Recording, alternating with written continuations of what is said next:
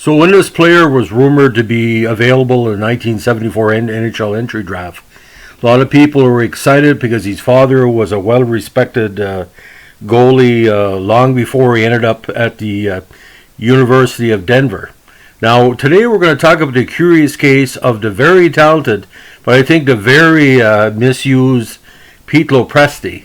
Now, Pete LoPresti was selected in the third round, 42nd overall, by the Minnesota North Stars, and at the time of his start of his career, he was the youngest goalie in the NHL. Now, he entered the 1974 draft as a number 30 overall prospect and under 3 goalie available in the selections.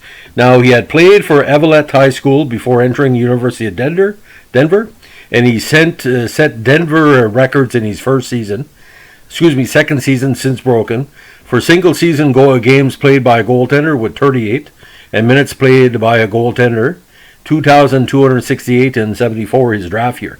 Now, he ended the campaign with a 4.10 average, with a 22, 13, and 3 record in 38 contests. Now, according to published reports, he was a personal favorite of Minnesota U.S. college scout John Marucci, who pushed for the Stars to draft him. And he had also played with Pete's father for the Chicago Blackhawks in the early 1940s. Now, he was also active in Minnesota as player representative for 2 years. Now, he did retire for the first time in September '79 after failing to make Edmonton's roster out of the new NHL training camp.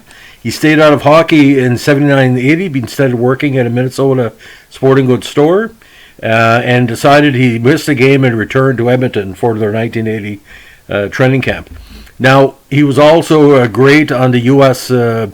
National team level. He helped the States to a 5th place finish at the Canada Cup in '76, and to 4th and 6th place finishes at the World Championships in '76 and '78 respectively. Now, he was also high on the pick of the WHA. This is very unique, ladies and gentlemen. Houston took him 74 overall. If he would have signed with Houston, maybe under the tutelage of Gordie Howe and the brothers, he would have played better. Now, we're talking about his father, Sam. At the time, he held the NHL record of 80 saves in one game, Chicago versus Boston, March 4th, 1941.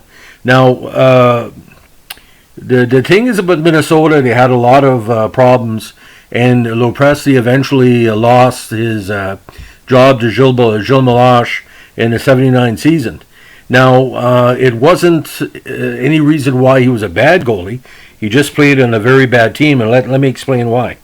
Over 4 seasons, he lost 20, 22, 20, and 35 games. And over that span, he barely cracked 41 wins. So he was averaging between 22 and 25 losses per season, and the average was 4-9, 1-9, 4-1-3, 3-6-1, 4-23. It might have been better if he was drafted by a Canadian team or a team with a little bit less pressure. But being a U.S. goalie playing for probably America's team, the Minnesota North Stars were kind of considered the American collegiate squad of the NHL. A lot of media, a lot of coverage. Maybe felt a little bit too much pressure. But he was a deceptively big goalie at 6'1", 200. And I saw him play several times on Hockey Night in Canada. And, he had skills. He had an opportunity. But he had no team in front of him. And ladies and gentlemen, you must remember, Minnesota almost folded in that period, coming off the successes of the 71 season when he made the semifinals and falling deeper and deeper in the hole. And to keep them going, to merge with the Cleveland Barons. And the NHL at one point was looking at trying to sell them to other owners, and the merge was completely bizarre, because how many times you hear in modern pro sports that a team would merge to keep one of them alive? It doesn't happen very often.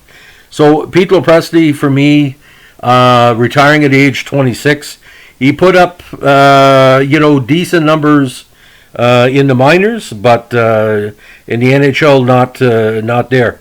And he was part of course, the '81 crowded cage, where I think there was 5 or 6 goalies that they were taking a look at. But it's but even in the minor leagues, he's last season he had a hard time in the Wichita Wind. He only won 9 of 36 starts, and a high average. So I mean, was he too young? Usually a goalie's only at his best at age 30. Should he have got more season in the minors? But I know it might have been a sense of burnout because you play 4 straight seasons with your hometown team, and you're giving up 4 to 4.5 goals a game, and you're losing every 2 out of every 3 games. It does wearing you. So, but anyway, great bloodlines. But when he was on, he was a really good goalie, and a lot of people miss him because he wanted a lot for him, the fans and the media, but it just wasn't there. Thanks for listening. Have a good day. Bye.